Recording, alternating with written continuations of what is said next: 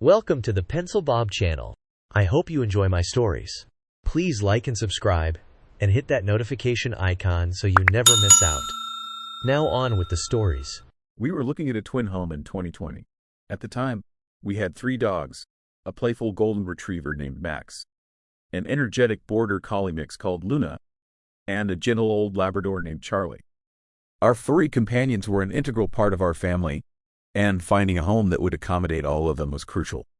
We had experienced the frustration of restrictive homeowners associations in the past, many of which would limit residents to 2 pets. So when we stumbled upon this charming twin home with no apparent HOA, we were ecstatic. The house itself was a 2-story structure with a quaint front porch and a spacious backyard, perfect for our canine trio. It was situated in a quiet neighborhood, with well-maintained streets and mature trees lining the sidewalks. The previous owners had taken good care of the property, and we could easily envision ourselves settling in and making it our home. During our initial viewing, we were impressed by the open floor plan of the main level. The kitchen flowed seamlessly into the dining area and living room, creating an inviting space for family gatherings and entertaining guests. Upstairs, there were 3 bedrooms and 2 bathrooms, providing ample space for us in a guest room or home office. The master bedroom featured a small balcony overlooking the backyard, which we immediately fell in love with. We were particularly drawn to the sense of community in the neighborhood. During our visits, we noticed neighbors chatting across fences and children playing together in their yards. It seemed like the kind of place where people looked out for one another, without the need for a formal HOA structure. Excited by the prospect of this new chapter in our lives, we decided to buy the house. The process seemed straightforward at first. We worked with a friendly real estate agent named Sarah, who guided us through the paperwork and negotiations. Our offer was accepted, and we began the closing process with high hopes and anticipation. However, during the closing, an unexpected hiccup arose. As we pored over the stack of documents, a reference to an HOA caught our eye. This came as a surprise, given that we had been assured there was no active HOA in the neighborhood. Concerned, we immediately sought clarification from Sarah and the seller's agent. After some back and forth and a few tense moments, we were informed that the builder had gone bankrupt after completing the area in 2007. As a result, the HOA that was initially planned never materialized. To alleviate our concerns, the reference to the HOA was crossed out on the document right in front of us. Sarah reassured us that this was a common occurrence in developments where planned HOAs failed to come to fruition. Relieved but slightly wary, we proceeded with the closing. The excitement of becoming homeowners overshadowed our lingering doubts, and we looked forward to moving in and making the house our own. We spent the next few weeks packing up our old place, daydreaming about how we'd decorate each room, and planning the perfect spots for our dogs' beds and toys. Moving day arrived, and with the help of friends and family, we settled into our new home. The first few months were blissful. We painted the walls, planted a small vegetable garden in the backyard, and got to know our neighbors. Everyone seemed friendly and welcoming, and we felt we had made the right decision in choosing this community. As we explored our new surroundings, we discovered that the neighborhood consisted of 2 driveways off a cul-de-sac. Our house was on one of these driveways, along with 3 other homes. The other driveway housed 6 houses. We appreciated the layout, as it created a sense of privacy while still fostering a close-knit community feel. However, our peaceful existence was about to be disrupted. In early 2021, we learned that a builder had proposed using the other driveway, not the one we lived on, as an easement for a multifamily dwelling. This news sent shockwaves through the neighborhood, particularly affecting the 6 houses on that driveway.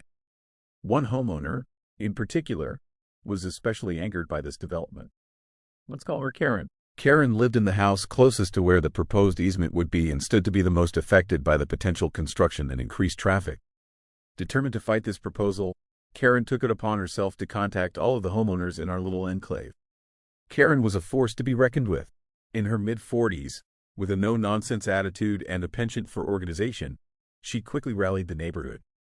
Her argument was that we needed to revive the defunct HOA to present a united front against the builder's proposal. She insisted that without an HOA, we would have no legal standing to oppose the development. Karen's campaign was relentless.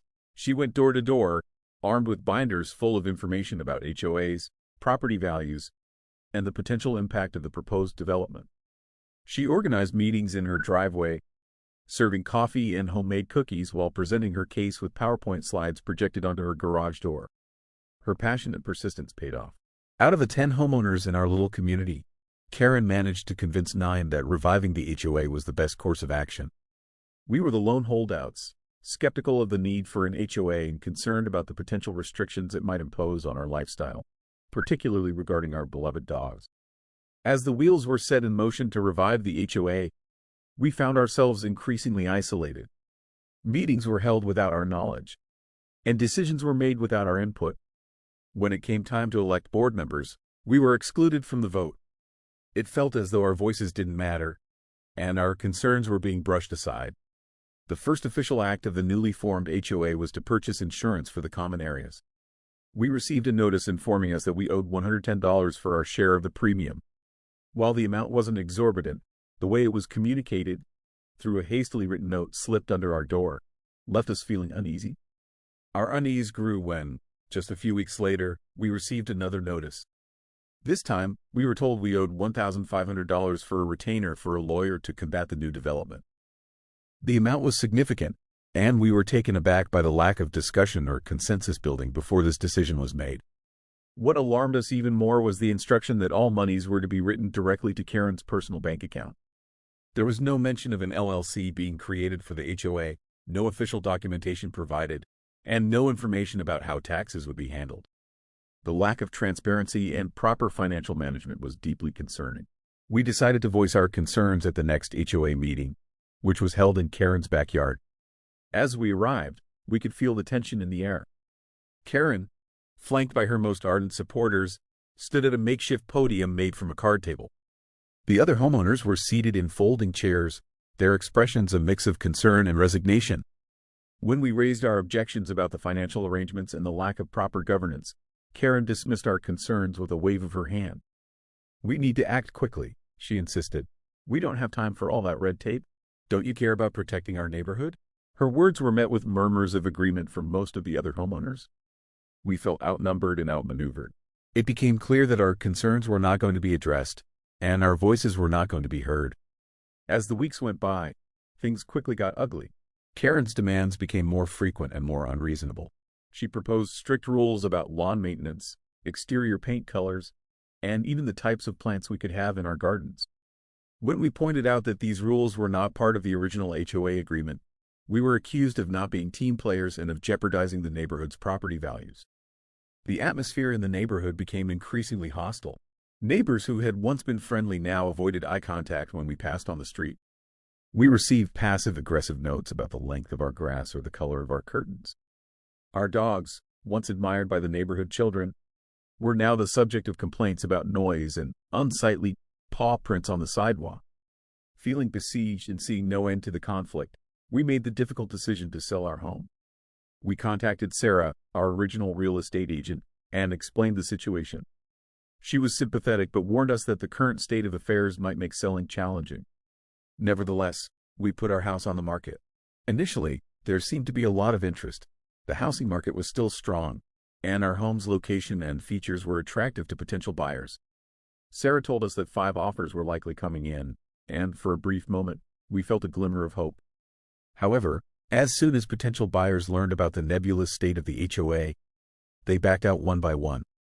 The lack of clear governance, the financial irregularities, and the ongoing conflict within the neighborhood were red flags that no one wanted to take on. Our hope turned to despair as we watched our chances of a quick and profitable sale evaporate. The summer dragged on, filled with more infighting and increasingly bizarre demands from Karen and her HOA board. They attempted to implement a system of fines for violations of their ever-growing list of rules. When we refused to pay a fine for having a non-approved welcome mat, Karen threatened to place a lien on our property. The situation had become untenable. As if the neighborhood drama wasn't enough, the broader economic situation began to work against us. Interest rates started to rise, making mortgages more expensive and reducing the pool of potential buyers. By October, the number of people looking at our house had dwindled significantly compared to the interest we had seen in May. Despite the challenges, we finally managed to find a buyer. However, the price they offered was $20,000 less than our asking price. After months of stress and uncertainty, we felt we had no choice but to accept. The financial loss was painful, but the prospect of escaping the toxic environment of our once dreamed of home was worth it. The day we moved out was bittersweet. As we packed the last of our belongings into the moving truck, we took a final walk through the house. Each room held memories of the life we had hoped to build here. The family gatherings we had envisioned in the living room, the quiet mornings we had enjoyed on the master bedroom balcony, the playful moments with our dogs in the backyard. It was hard to reconcile these happy memories with the stress and conflict that had come to define our time in the neighborhood. As we pulled out of the driveway for the last time, we noticed Karen watching from her window. Her expression was unreadable, but we couldn't help but feel a mix of anger and pity. What had started as a well-intentioned effort to protect the neighborhood had spiraled into a situation that had driven out the very people she had sought to unite. In a final twist of irony, we learned from our buyers a few weeks later that as soon as we moved out, the HOA disbanded. It seemed that without us as the primary dissenters, the energy that had fueled Karen's crusade dissipated. The other homeowners, perhaps realizing the toll the conflict had taken on the community, decided to return to the informal, HOA-free arrangement that had existed before. The whole ordeal left us emotionally drained and financially bruised. We had entered into homeownership with such high hopes, only to have them dashed by neighborhood politics and overreach. The experience taught us valuable lessons about the importance of clear communication, proper governance, and the potential pitfalls of unchecked authority. Now in our mid-50s, we find ourselves living in an apartment.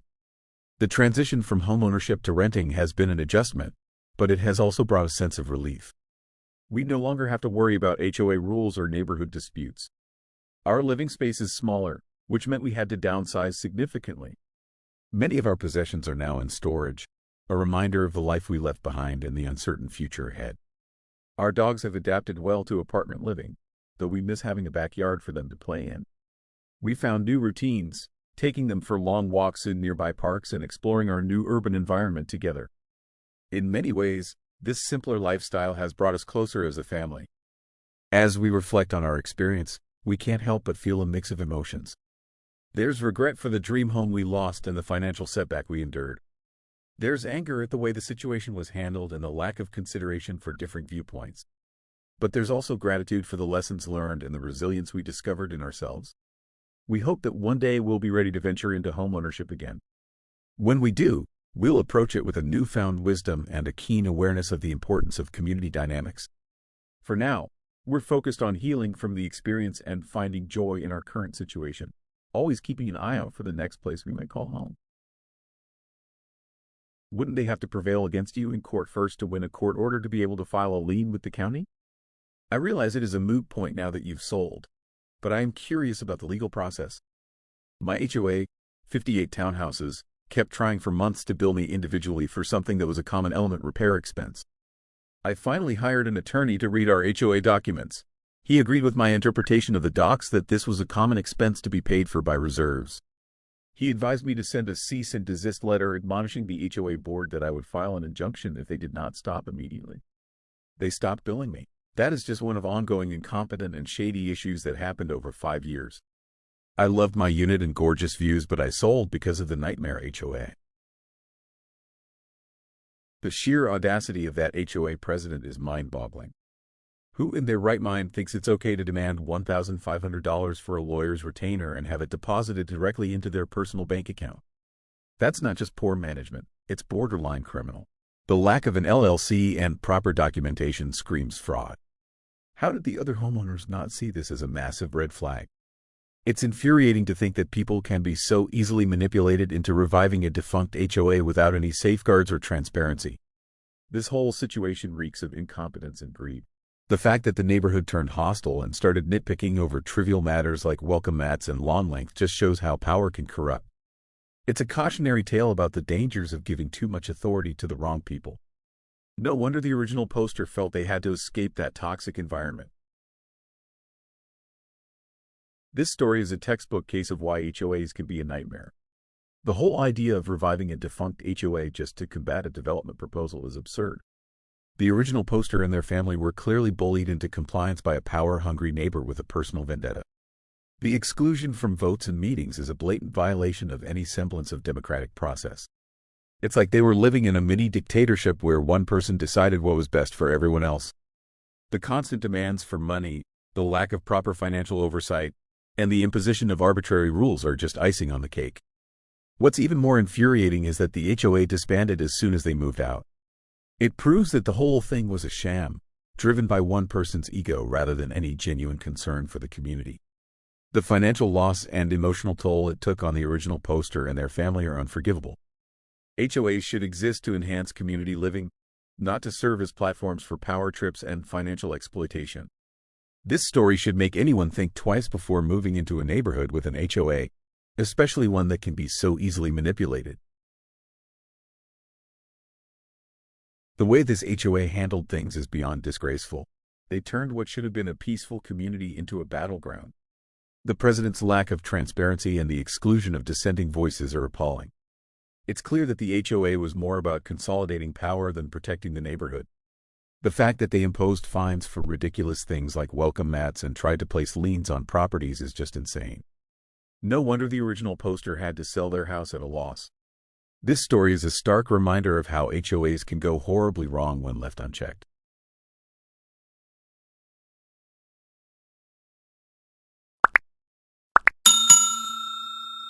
I would like to thank you for watching the video to the end. To encourage us to make more videos, please like, subscribe, comment, as well as share.